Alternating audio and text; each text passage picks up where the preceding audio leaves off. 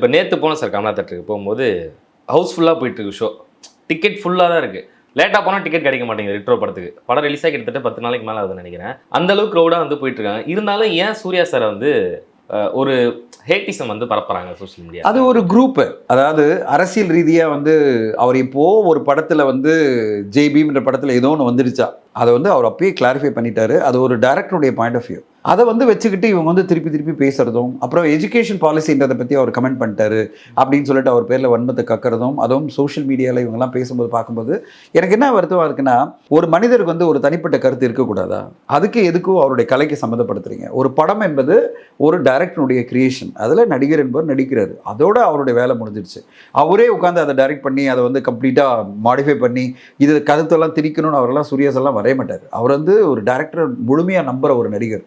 அப்படி இருக்கும்போது இது கார்த்திக் சுப்புராஜ் படத்திலே அப்படி தான் வருது. உங்களுக்கு ஏதாவது கருத்து இருந்ததுன்னா கார்த்திக் சுப்புராஜ் கிட்ட சொல்லுங்க. அதை விட்டுட்டு சூர்யா சார் வன்மத்தோடு தாக்குறதை என்னால் ஏற்றுக்க முடியாது. என்னமோ நான் சூர்யா சாருக்கு சொம்படிக்கிறேன் அப்படின்லாம் கமெண்ட் அடிப்பானுங்க. அதை பற்றி எனக்கு கவலையும் கிடையாது.